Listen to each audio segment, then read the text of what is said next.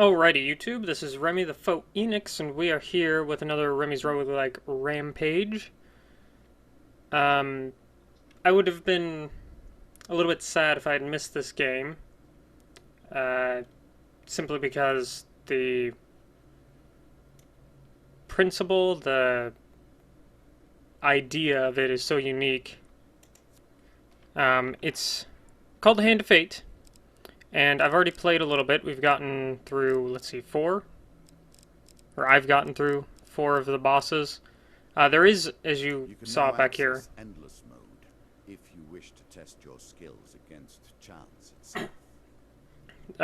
Called Endless Mode, which I think is very true to the roguelike spirit, but we're going to go with Story Mode. And basically you have these cards... dictate the whole thing. That's how the dungeon is formed and played, and your random encounters, and your chance, your items, everything. You do have an actual combat phase wouldn't be the right word, but a combat scenario, I guess. That happens. Once more you approach your doom. But you have, you're basically fighting the guy who's talking, that I showed you back there. Yeah, we'll go ahead and just let them do the recommended stuff, and I'll go in and edit. So you have, like, item deck. Actually, let's see. Hold on. Let's go back. Yeah, an equipment deck and an encounters deck. So this down here is our current equipment deck. And this is basically the cards that we have, but that aren't in our deck. Ring of Poverty and Time Heals. Okay. Most of this stuff is pretty useless. It's the starter stuff. This is actually pretty cool. This is less so. In fact, I think I might go for the Scorching Zeal. Rat Cleaver, Huge Hammer, Frostfang. I might take out one of these. Like, this thing wasn't that good. I don't think Fool's Gold is that good. Let's take that out and add in the Scorching Zeal. And these are encounters, and the ones that are gold down here, or no. The ones that have the keyhole up here are locked, which means I can't remove them from the deck. And we're fighting, actually, the King of the Dust right now, I believe. No, I think we already fought the King of Dust. Maybe I just haven't encountered him again to be able to remove it. You basically have to beat it in order to be able to remove it, but the ones with the tokens also give you something new. Which is why I think I'm going to take out Ambush and add in one of these. Wife's Fury, Desert Storm, Charity 2, Warning Signs, Old Graveyard, or Devil's Wager. Let's go with the Old Graveyard, just because. But I won't mess with the decks too much. You can... I've seen later on in the game, like when you've beaten the whole thing and endless mode is basically the only thing left to you. You can get some pretty interesting deck builds. So he's adding cards in now too, which is fine, and you can see them here. What brings you to play the game? I know you will not tell me. So this... Rest. You are silent. I'm trying not to talk when he talks. But this is us. We're currently on the starting card. And we can jump up. Helpful Priest is our first encounter. You meet a wandering priest who greets you in a friendly manner. Give the priest half your food. We have gold, food, and health down here. And then we have all our equipment cards, and we have a curse and blessings area up here. And I'm actually not sure how to access that. There is a way to look at those, but I forget it right now. Yeah, we can give him half of our food. So, all is success, but we're looking for the huge success here. A choice. Which I think is this one? Yeah. Sometimes they do it twice, and it's harder to follow, and it's generally hard to follow, unless it's the one that goes to the top of the stack. But, oh, Helping Hand. I made that a little too powerful. You will be fully healed the next time you are half dead. That's a blessing card. Treasure Picker. When you play... when When the player chooses from multiple equipment or gain cards, the choices available are increased by 1. And this is a straightforward dungeon, it's just a line. Some of the further dungeons get more and more complex. So, whilst enjoying your evening meal at the local tavern, a strange old man takes a seat next to yours. He taps your shoulder quite painfully with his wooden staff to get your attention. And you notice that he appears to be a goblin poorly disguised as a human. His wizened face grins at you with a hint of madness. My name is Mr. Lionel.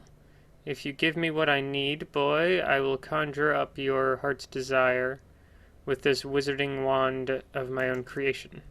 So we can give him bread from our plate, gold if we had any, ask him what he needs, and ignore the goblin. Let's just go ahead and give him the food. I'm going to take a drink here. Give him bread from your plate. He considers the bread seriously before picking it carefully, or placing it carefully in his coat pocket, seemingly satisfied. He then sits... Your supplies run so short. You are on risky ground. So it took 1 food from me. He then sits considering you for a while before slapping the table with his hands. Ah, I know what you need. Here, Mr. Lionel puts out a large empty cloth sack and holds it open for you. Reaching in, you will receive your heart's desire. 1 equipment card. Mercenary contract. Once per combat, press 2, activate an aura that makes every successful strike drop gold.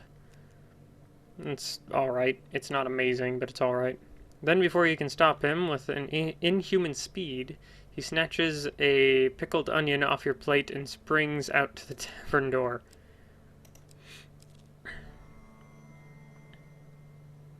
Alright. We have a hero here.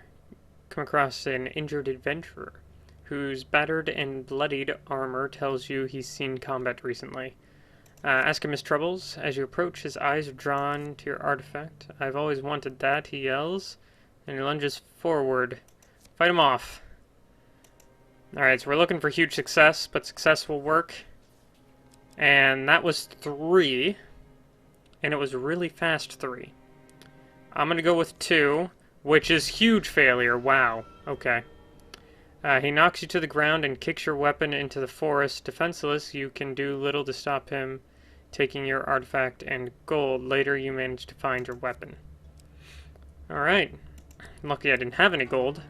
And we found the stairs to the next dungeon. Seeking the heart of it all.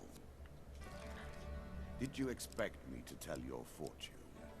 No. Traveling jeweler. The fortune teller now this is most base and despicable when they begin to believe their own lies. I'll let him talk. Of course, I am different. My powers are genuine. Starvation begins to set in. Try to stay calm. Fear will only hasten your demise. So because I have 0 food, now each move that I take will deal damage to me. But this is a traveling jeweler, which is one of the shops. I have no gold, so I cannot go to the... Well, I can go to the shop, but it won't do me any good, so we're going to pass it by. We can come back to this card. Devil's Carnival. Ooh, haven't had this one before. Or at least haven't beaten it. One day, just as dusk gathers, you reach a large country town hosting a traveling circus. For some reason I couldn't read that word. Strange sights and stranger smells confront you as you begin to wander between tents and stalls that were once brightly colored, but now are faced and stained with dust.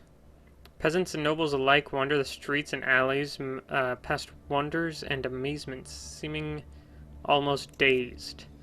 There's something about the place that dulls your senses, and for a while you forget your quest. Forget even the path that brought you to this place. Continue.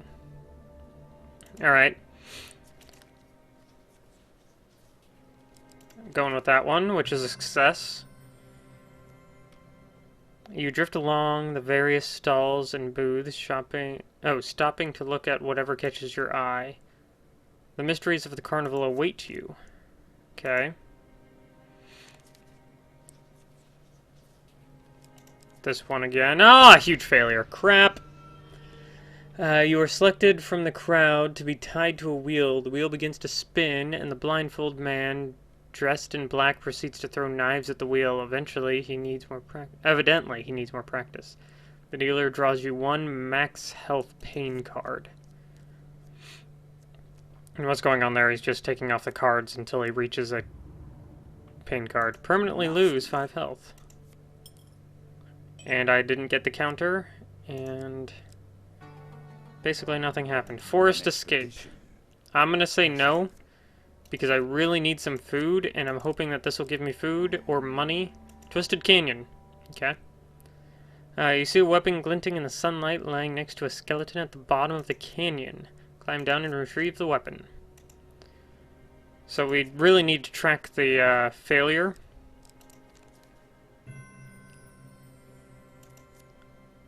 Very carefully make your way down to the bottom of the canyon. And they're discarding cards until they reach a weapon. Actually, I think the other cards go back on top, or back shuffled in. The Rat Cleaver. Hits against Ratman inflict double damage. Press 1 to cause a force explosion that will stun enemies. This is good just because it deals more damage. And it has a stunning effect. Yes, I'm sure. And we're slowly starving here. Work your way through the woods and see what lies. Usually I get food really quick, which is kind of bad. Devil's Choice. If only you had a meal. So, the blessing just went off. Once I reached half health, I got healed to full again. Just making a note of that for people who think that I spliced the footage or something. Cloak Devil appears in your path. I'm here to test your might, so-called hero. Choose your foe. Okay, so I get to choose 2 of Skulls, which are skeletons, 2 of Plague, which are rats. Or 4 of Plague, sorry, and 2 of Skulls. I'm going to go with the 4 of Plague because I have the Rat Cleaver. And bludgeoning damage is what you want for Skulls. And I'll let this cinematic play. It's a pretty cool cinematic. It basically lays down the cards and summons everything. Summons me, summons the Ratman, summons my equipment, and everything else. And then I get to move around and attack. There is a, oh, I didn't do it right.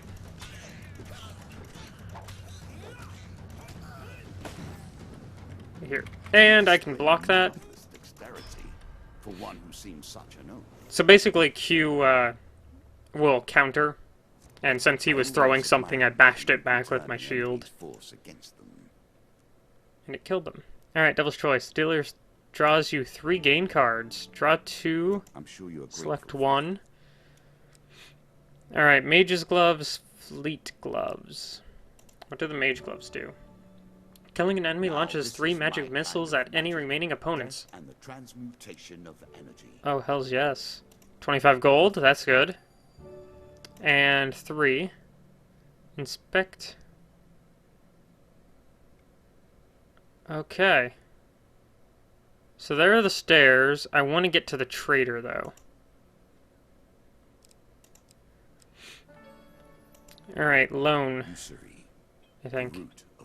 In a busy market town, you are approached by a shopkeeper on the verge of losing his store.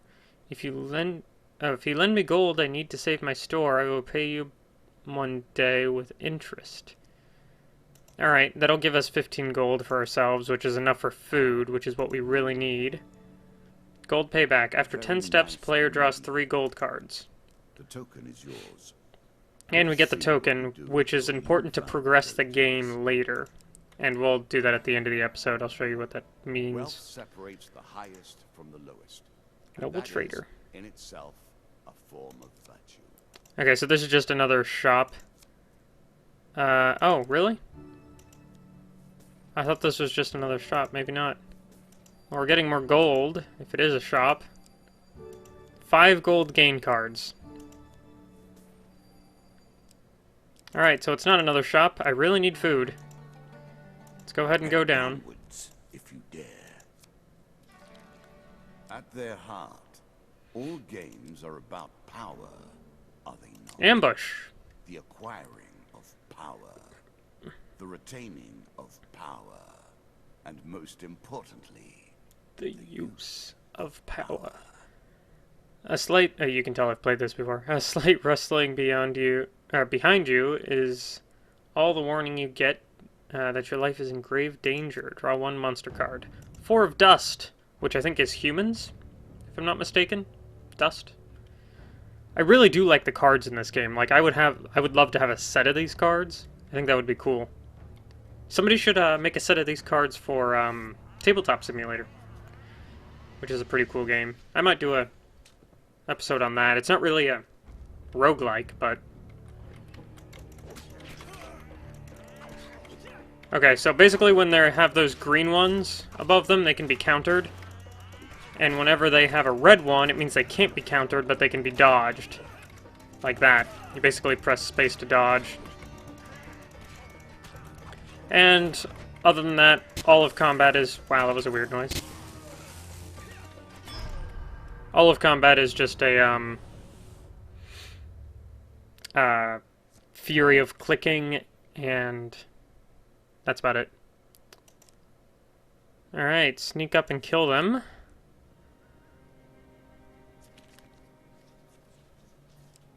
That one's a success. Quick blow to the head, fix that. Dealer draws me 3 green cards. Explorer's helmet. Yeah, we'll go ahead and put that on. 5 food. Finally, food. Food also heals you when you take steps. So see, I'll heal. 5 HP. Traveling healer. Awesome. We're definitely going into this. Because I can spend money to basically heal myself, which is amazing. And I am kind of annoyed at how long it takes them to load up shops, because all that happens is this little cinematic and then you go straight into the shop. Heal wounds. Let's heal... Wow, it's only 8 to heal 15. Help, but it is only a momentary respite. Okay, that's good. Remove curse. We have, whenever a player finishes combat, they lose 1 gold per 15 health.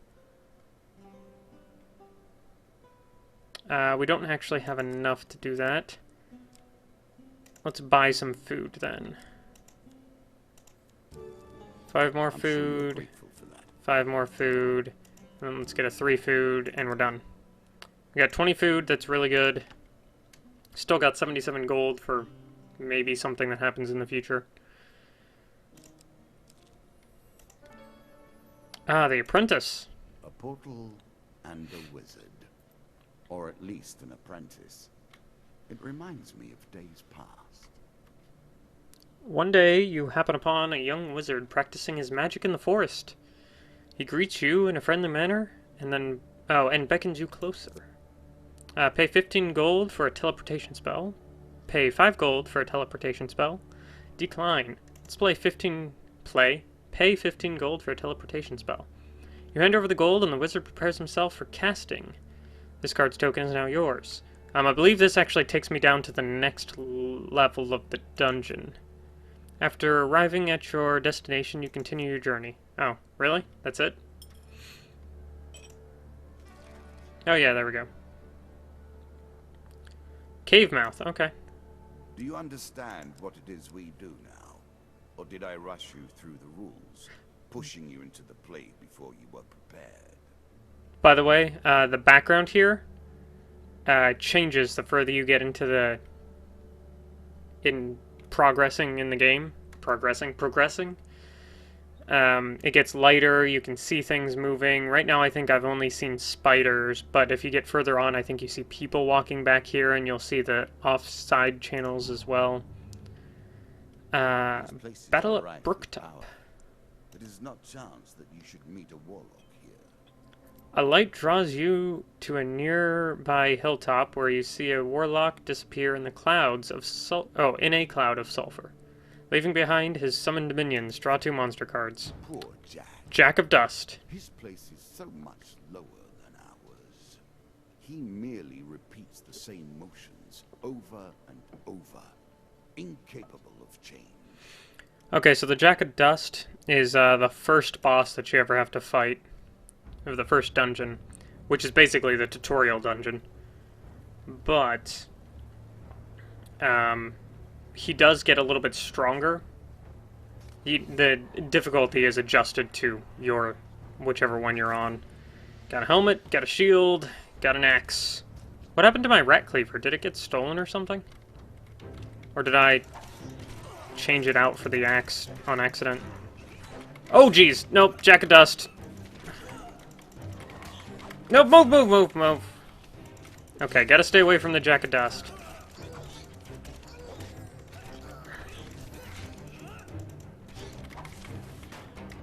There we go. Man.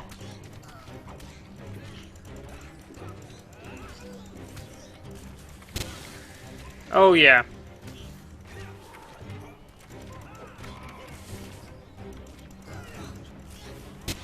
Okay, so the fighting here is a lot like, Arkham City, Arkham Asylum, one of the Arkham games, I guess.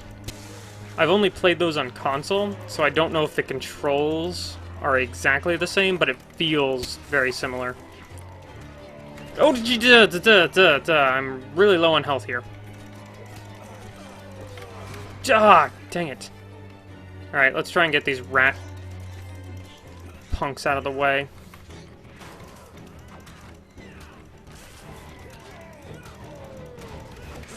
Dang it! And I'm dead. Ah. Blood stains the ground beneath your corpse. Oops. Death comes again. Dropped my... I pulled on the cord to my headset. Another of my servants fulfills his duties. Okay, so these... trinkets for you. You will need them, and more. I keep getting interrupted by him. These are the things that we earned from beating the cards. Beating new cards, essentially, for the first time. And they add cards to your selection. Some even make cards be added to your deck. Marketplace, which is one I don't think we had. Or if we did, it wasn't in the deck. And Surprise Portal. Alright. And then it goes back to the title screen. And see, you can see down the side channels now. I haven't seen that before. I think on the other side channel there's a statue, kind of like this one.